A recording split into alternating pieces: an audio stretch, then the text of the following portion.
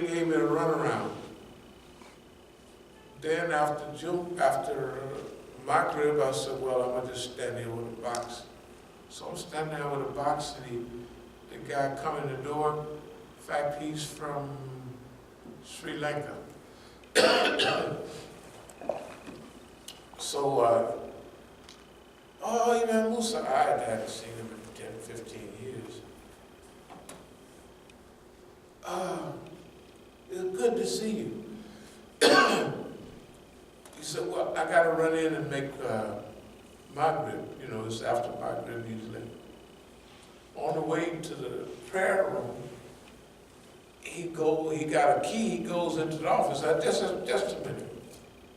I said, you wouldn't happen to be the chief around here. I am head of the board of directors. I said, man, at Isha time, can I make an announcement about He said, sure, $3,500 just in prayer. Just like that for Imam Jamil. I came back a year later. Now a Somali guy who was head of it. There are no drop-ins. I said, during the time of the Prophet ﷺ, everybody was drop-ins. They dropped in. Can someone help this man? Nobody can help, wait here. Somebody come in, can anybody help the brother? I'll lead him to what, you need a camel? I don't have one, but I'll take you to somebody that's got one. Everybody was drop-ins. Just wait here. The system had turned everybody against the Sunnah. That's what they've done. Anyway, I'm going to try to speed up a little bit. Well, I've got this other, I've never finished. So belief system, vision, and values. We got that in the Masjid and the church. Organizational structure, we got that. We're using it for the wrong thing. Everybody's making a joyful noise to the Lord. That's all they're doing. Singing and preaching, but not doing the work of Jesus. All we have to do is reorientate ourselves. Therefore, there's enough people. If you tell them we need people to help do Jesus' work, people will do it. They just have to be reorientated to do that work. Just as in the civil rights era, when the church became the foremost vehicle for achieving our goals and dreams, i.e. Dr. King, so today the religious establishment must reach back to its original mission, inherited from the prophets, and make this earth a place worth living in. Our hopes, dreams, and aspirations are very close to yours. You see, we're drawing parallels between us and them. Over the years, we have had the opportunity to represent Islam in speeches and interviews, on TV and on radio and in newspapers all over the world, including South Africa, Botswana, Sri Lanka, Pakistan, Iran, and all over Europe. We have made friends all over the world. Yet, in the U.S. media, we are branded as terrorists and anti-American. Honestly, who can we terrorize in Southeast D.C.? You can imagine 10 years, 20 years ago. Who are you going to terrorize in D.C.? As our neighbors will testify, we have only been an asset here in the Southeast. In my travels, I have been steadfast and forthright in explaining the two war policies of the U.S. government, manufactured by the FBI and the CIA. Number one, war on drugs. This is actually a war on black people characterized by the following aims: taking away constitutional rights and guarantees, turning urban centers into police states, criminalizing the whole black and Latino community. Number two, the war against Islam. The Muslim threat is actually meant to achieve the following goals: stopping the global Islamic revival, which has been steadily gaining momentum across the world from here to Palestine. B, branding all good works of Muslims as terrorism. C, changing the public image of Muslims from advocates of education, development, and social justice to terrorists. We can say with experience and confidence that the biggest dope dealer and terrorist in the world is the United States government.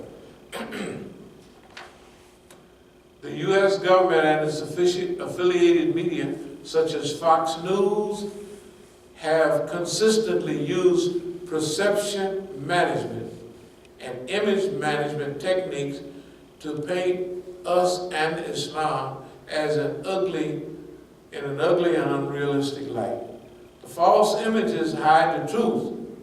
The truth is that our community is made up of countless individuals who have witnessed the positive, transformational power of Islam, including myself as pictured above.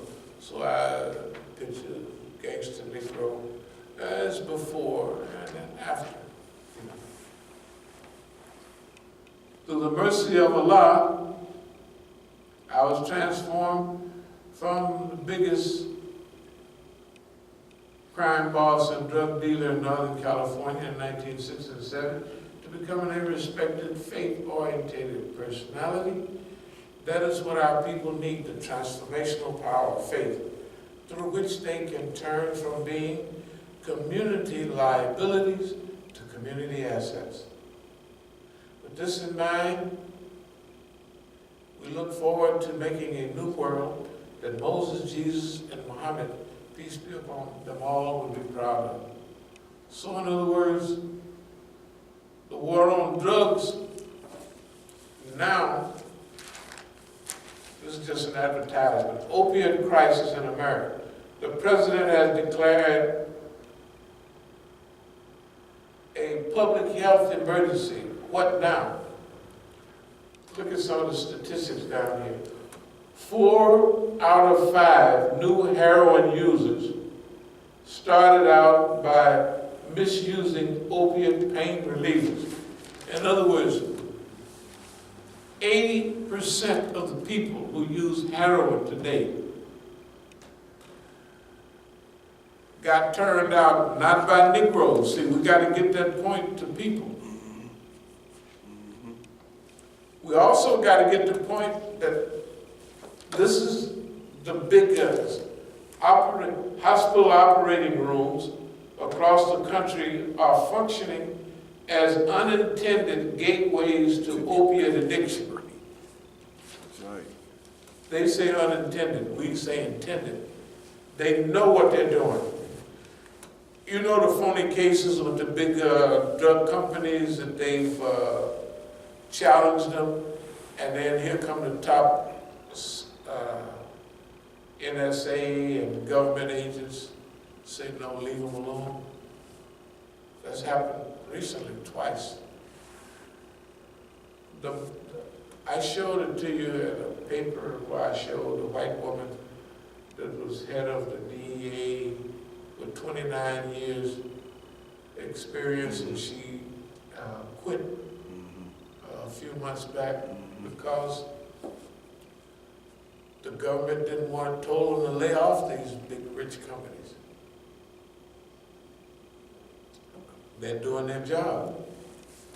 See, we have to teach white people, look, we talked about a war on drugs of black people. The latest statistics is over 300 white people die per day. That's what that narco stuff come back and stuff. Right, Narcan. Narcan, can you imagine?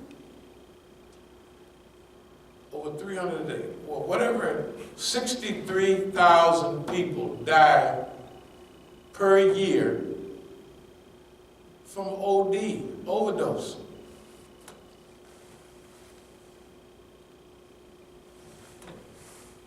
And we thought the white man treated us bad. He never treated us that bad.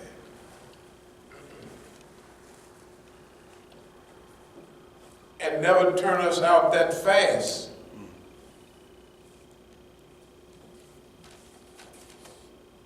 So it's a war on white people. It's a war on unneeded people.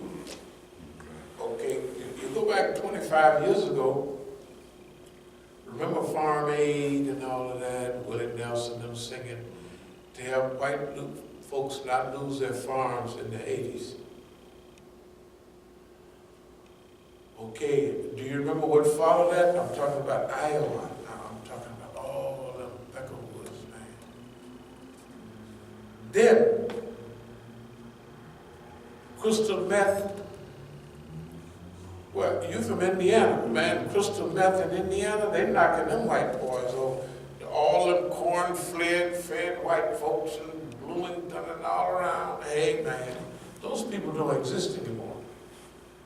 One county, the opioid crisis was so high, it created an AIDS epidemic in a particular county.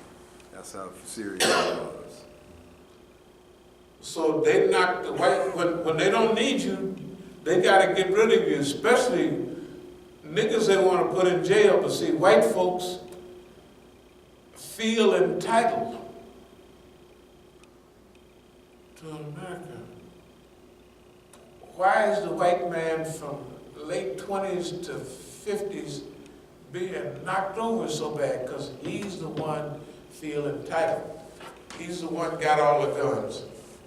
If they don't keep them running after dope, they gonna do like niggas. Wake up, just a minute, man. You notice they don't try to get us out to tell nobody this stuff. They're trying to squash it. Because we're gonna tell the white folks.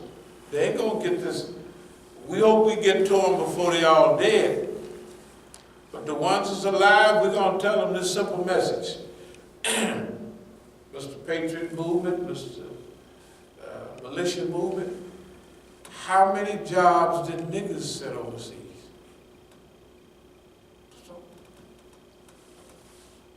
how many jobs, your jobs, good paying jobs, did we send over to China? What part of this epidemic did we cause? And if you come to our cities and buy heroin from niggas, it was the system turned you out first. We didn't come out here and turn you to opiates. It says 4 out of 5 white folks come from the hospital, from painkillers, right? That's 80%. Probably higher than that. So we got, this religious message is a big deal that we're talking about. Now, this is what we involved in now. We're not, when we wrote this, we wanted to do it then. But we thank God that we're here and we've survived. Our current and future programs, I'll speed up a little bit. Re-Africanization of Islamic movement in the USA. The past indigenous Islamic movements inside of the USA were militant, independent, strongly on the Sunnah, and liberation orientated. Our movements and organizations today must revive this characteristic. Look at all the Muslims. Look at the brothers. Remember, this is 11 years ago. Philadelphia, Muslim Alliance of North America. Did they develop to help black people or to crush the movement? Look at all the Negroes on there. They got kente cloth looking. Remember we went to that program at the Philadelphia Convention Center? Fareed Newman told me they spent, from what he knew, over $325,000 to rent that place for a weekend. In our neighborhood, you could have opened 3 masajid, bought and paid for it, right? They're following the ISNA model, ICNA model. No production came out of this at all. And this is the one that they said after this, they wouldn't have anymore. Because remember, the brothers here went down there on Friday when we passed our flyers. When we showed up on Saturday, we took over the whole program and didn't spend a dime. And they didn't even have us on the program. So they said, we ain't having no more of them. Because we spent all this money, did all this work to mislead the people. They came down with flyers, and they had Siraj, the chief, Zaid Shaka, Sherman Jackson, everybody you could, Fahim Shuaib, anybody out there, everybody, Jahari, everybody was on there. Rami Nashashidi, you remember him? Yeah. See, I met Rami Nashashidi a long time ago when he was at the University DePaul in Chicago. So I went and spoke, and then I said, well,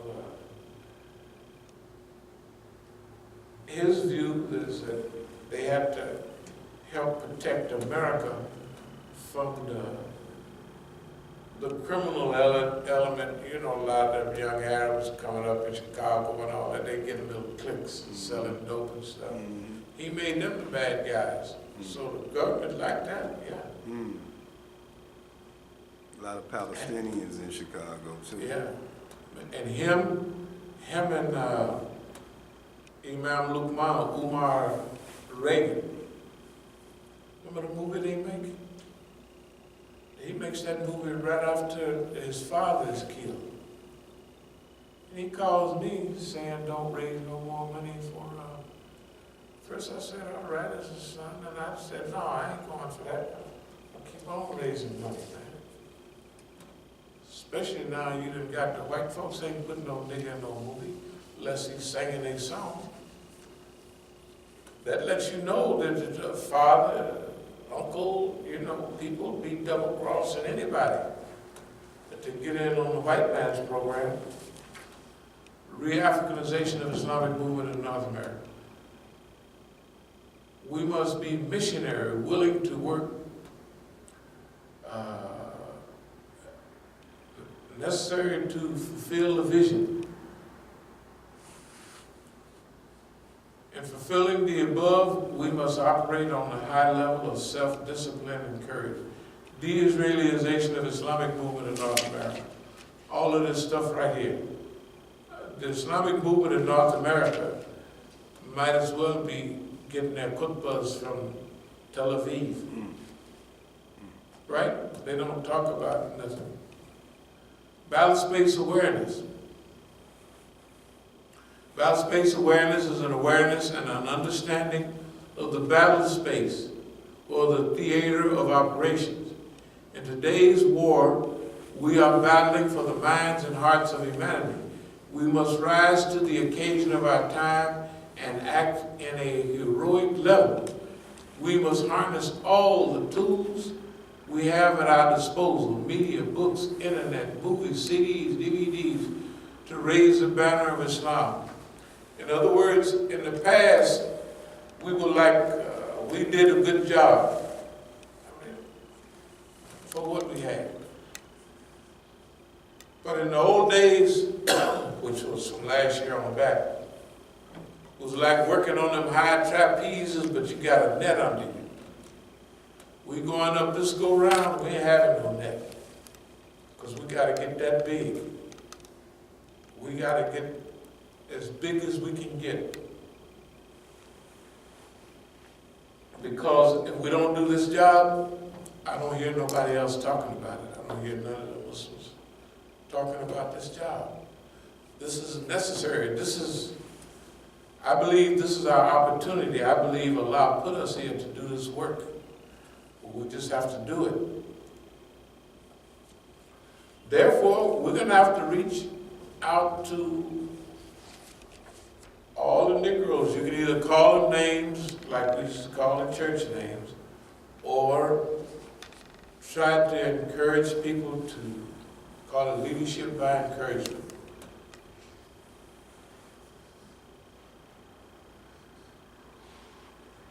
The Islamic Institute has chosen psychological guerrilla warfare as a strategy in combating global Zionist hegemony. Psychological guerrilla warfare gives a small organization with limited resources and understanding, discipline, courage, and deeply rooted faith to keep the best, to make the best of our situation. We believe in the eventual rise of Islam and the steady decline of Zulm, Shirk, and Kufr.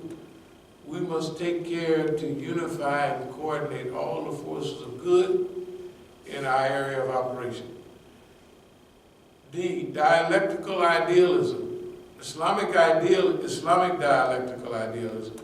Islamic dialectical idealism views change as natural, constant, historical, and evolutionary. Real revolution emerges from and should be guided by idealism, imagination, and possibility believing. We must strive for a high level of self-determination,